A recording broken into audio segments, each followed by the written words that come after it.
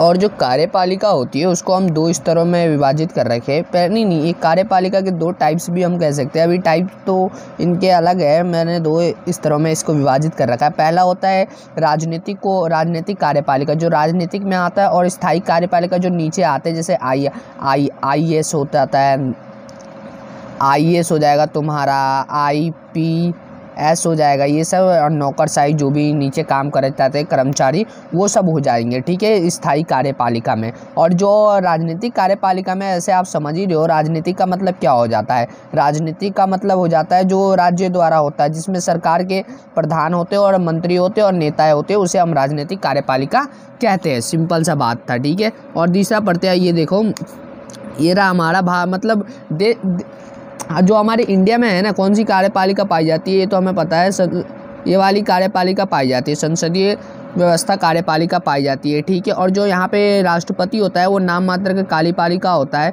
जो भी कार्य करता है ना, वो कौन करता है, हमारा प्रधानमंत्री कार्य करता है, ठीक है। नाम मात्र का कार्यपालिका कौन होता है, राष्ट्रपति होता है। 1 नंबर का क्वेश्चन पूछा जाएगा, वैसे तो 1 नंबर का तो आएगा ही नहीं, इस बार हटा दिया है ना गवर्नमेंट ने, बोला 1 नंबर का क्वेश्चन तो पूछेगा ही नहीं ना। तो देखते हैं अब क्या होता है। और एक केंद्रीय स्तर के कार्यपालिका, जो केंद्रीय स्तर की कार्यपालिका में कौन सा आता है, राष्ट्रपति आता है, मंत्रिपरिषद आता है, ठीक है। और राज्य स्तर की कार्यपालिका में मुख्यमंत्री, कैबिनेटर, गवर्नर, ये सब आ जाते हैं, ठीक है। मुख्यमंत्री, गवर्नर, मंत्रिपरिषद दोनों में सेम है। अगर आपको याद भी ना हो तो मंत्रिपरिषद इसमें भी है, मंत्रिपरिषद इसमें है, आप लिख लेना, ठीक है। भारत के संविधान में संघ की कार्यपालिका की शक्तियाँ राष्ट्रपति के नियंत्रण में होती है। जो संघ की कार्यपालिका की शक्तियाँ होती है राष्ट्रपति के नियंत्रण में होती है। जो केंद्र, संघ का मतलब होता है केंद्र, ठीक है। कार्यपालिका के प्रकार कितने होते हैं, अब ये आपको बताएंगे। 2 प्रकार के होते हैं, एक सामूहिक नेतृत्व के आधार पर होता है और एक होता है एक व्यक्ति के नेतृत्व के आधार पर, ठीक है। सामूहिक नेतृत्व के आधार पर 2 टाइप्स में बांटा गया है, ठीक है। और एक व्यक्ति के नेतृत्व के आधार पर एक टाइप में बांटा गया है। अब इनके बारे में हम थोड़ा पढ़ लेंगे। संसदीय कार्यपालिका किसे कहते हैं, ठीक है। ये संसदीय कार्यपालिका है, अर्थ अध्यात्मक है और इसमें अध्यात्मक है। ये मैं आपको आगे पढ़ाऊंगा, इसकी अच्छे से मैंने वो लिख रखा है। ये रहा, देखो क्वेश्चन। संसद शासन प्रणाली के बारे में कुछ लिखे, ठीक है। इस व्यवस्था में क्या होता है, जो भी इस व्यवस्था में होता है ना, वो सरकार, मतलब सरकार के प्रमुख को प्रधानमंत्री कहा जाता है, ठीक है। इस व्यवस्था में जो सरकार का होता है ना, प्रमुख है, जो अधिक मतदान से जीता जाता है, उसे हम क्या कहते हैं, प्रधानमंत्री कहते हैं। यह इन दल का नेता होता है जिसे विधायक में बहुपद प्राप्त होता हो, ठीक है। वह ये दल का नेता होता है जिसमें विधायक में बहुपद प्राप्त होता है। भारत में संसदीय प्रणाली अपनाई जाती है जिसमें राष्ट्रपति भी होता है, जो कि नाम मात्र का कार्यपालिका होती है। ये कौन कौन से देश में होता है, एक भारत में होता है, ब्रिटेन में होता है, जापान में होता है, जर्मनी में होता है, और इटली में भी ये शायद होता होगा। इटली में भी ये भी होता है, ठीक है। इसके बाद पढ़ते हैं हम अध्यक्षात्मक शासन प्रणाली किसे कहते हैं। अध्यात्मक शासन प्रणाली इसमें होता है जिसमें राष्ट्रपति होता है ना, इसमें प्रधानमंत्री का उतना रोल नहीं होता, पर राष्ट्रपति होता है ना, वो शक्तिशाली होता है, वो ताकतवर होता है, ठीक है। और इसमें राष्ट्रपति प्रमुख होता है, जैसे कि ब्रिटेन हो जाएगा, ब्राज़ील हो जाएगा, लैटिन अमेरिका हो जाएगा, ठीक है। इन सब में ये होता है। और तीसरा है अध्यक्षात्मक, इसमें तो राष्ट्रपति और प्रधानमंत्री दोनों ही होते हैं, ठीक है। राष्ट्रपति के दैनिक कार्यों के लिए संपादन के लिए महत्वपूर्ण शक्तियाँ प्रदान होती है, जैसे आपातकाल में जो भी शक्तियाँ होती है वो राष्ट्रपति को प्रदान होती है, ठीक है। जो भी कुछ भी, और इसमें एक ही पार्टी होने के कारण, अलग अलग पार्टी होने के कारण, राष्ट्रपति और प्रधानमंत्री अलग अलग पार्टी होने के कारण उनके बीच में ना मत विभेद आ सकता है। जैसे कि देश कौन कौन सा, एक फ्रांस है और एक रूस है और एक श्रीलंका है, जो कि हमारे नीचे पड़ता है समुद्र में, आप देखते हो श्रीलंका का चित्र, ठीक है। अब ये पढ़ते हैं भारत का राष्ट्रपति, जो भारत के जो राष्ट्रपति संघ की कार्यपालिका के, संघ मतलब मैंने आपको पहले बताया था केंद्र की कार्यपालिका, ठीक है।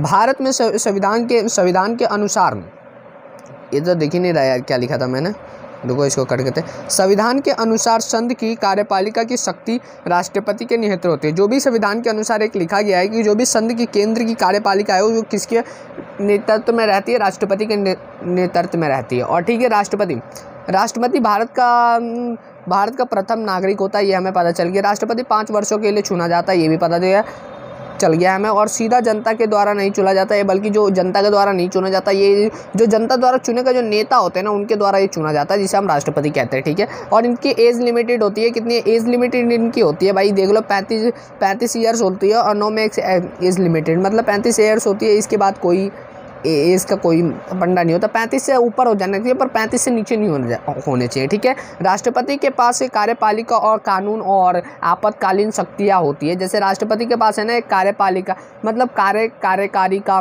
और कानून का, विधायी का और तथा आपातकालीन शक्तियाँ होती है। अगर कुछ भी देश पे मतलब मान लो आक्रमण देश पे किसी ने कर दिया, हमारे जैसे पाकिस्तान देश पे आक्रमण कर रहा है, तो वैसे ही राष्ट्रपति होता है ना, उसके पास शक्ति होती है आपातकालीन में जल्दी से वो यहाँ से भी अपना आक्रमण करे। जो भी प्रोसेस होता है वो राष्ट्रपति करता है, ठीक है, इन्फॉर्म करे या और जो भी ये और क्या है आगे पढ़ते। और संसदीय व्यवस्था में राष्ट्रपति अपनी इन शक्तियों का प्रयोग मंत्रिपरिषद की सलाह पे करता है। मतलब जो संसद में होता है ना वो क्या करता है कि मंत्रिपरिषद होती है ना, उसमें से पूछ के सलाह लेकर फिर जाके ये निर्णय लेता है। ऐसे नहीं ले लेता, वो निर्णय पहले पूछ के सलाह करके ना निर्णय लिया जाता है। प्रधानमंत्री और मंत्रिपरिषद बहुपद दल के नेता होते हैं, ठीक है, इसके जिससे कि अधिकांश राष्ट्रपति को ही इनकी बात माननी पड़ती है। मतलब जो प्रधानमंत्री होते हैं बहुपद दल के नेता होते हैं, जिसके कारण जो राष्ट्रपति होती है ना उनको प्रधानमंत्री की ही बात माननी पड़ती है, ठीक है। और राष्ट्रपति के बारे में पढ़ते हैं अब थोड़ा सा।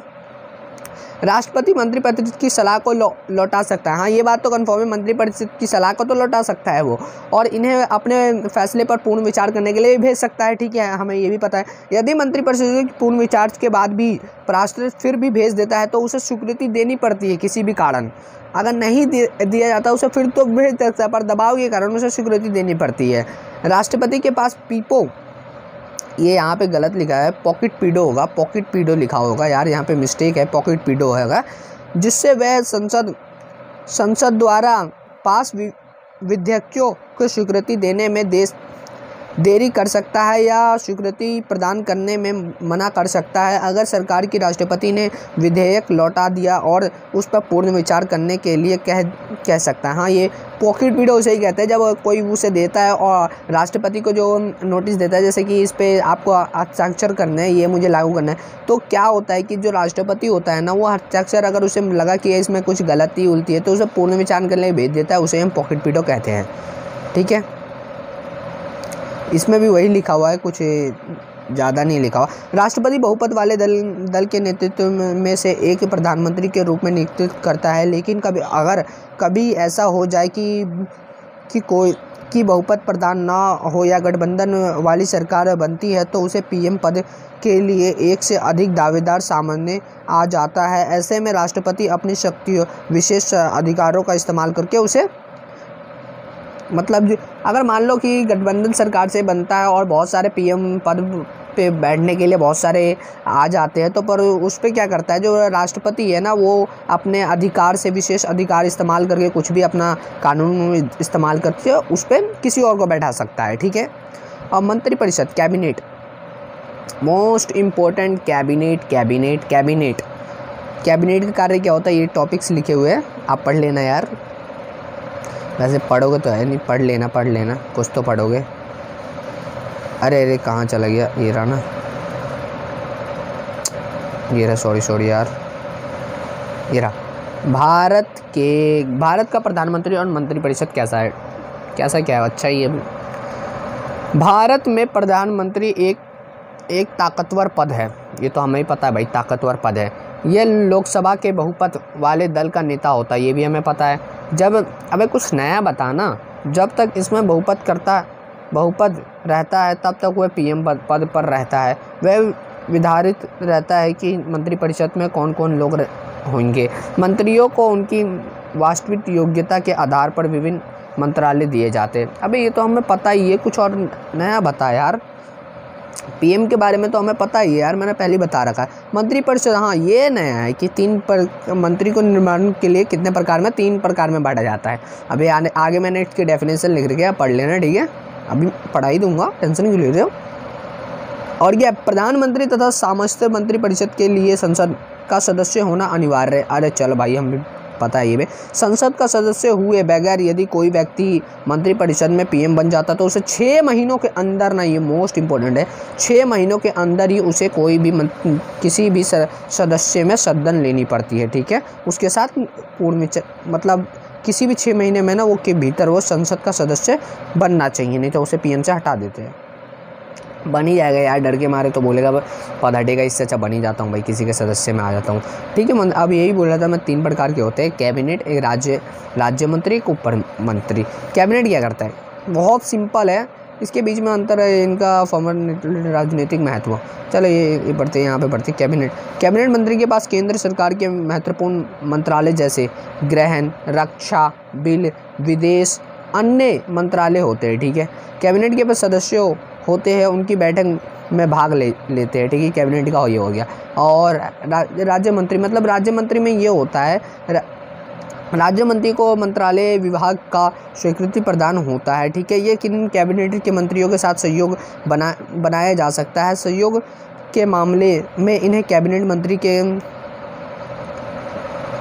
क्या था यार, कैबिनेट मंत्री के विभागों पर प्रभावित दिया जा सकता है। ठीक है,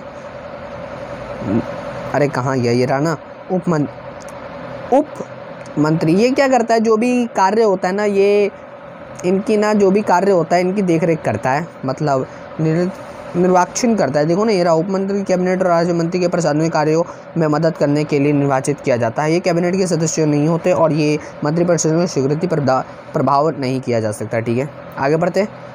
अब ये पीएम की शक्तियों का वर्णन कर दिया। चैप्टर मैंने पढ़ा रखा है, वैसे रिवीजन चल रहा है ना, तो पीएम के साथ अरे यार कहाँ चला जाता है ये बार बार, ये रहा ना, थोड़ा जूम करते। क्या प्रधानमंत्री की शक्तियों के साधन क्या होता है? एक तो होता है भाई मीडिया द्वारा, एक लोकसभा द्वारा, एक अधिकारी द्वारा, अधिकारी पर नियंत्रित, और एक मंत्रिपरिषद पर नियंत्रित, और एक अंतर्राष्ट्रीय, अरे यार तुम ही तो मैंने गायब भी कर दिया, तुम देख भी नहीं पाए, अंतर्राष्ट्रीय सम्मिलित और विदेशी यात्राओं पर अधिकार। जो भी विदेशी यात्रा होते हैं उन पर अधिकार होता है मंत्री में।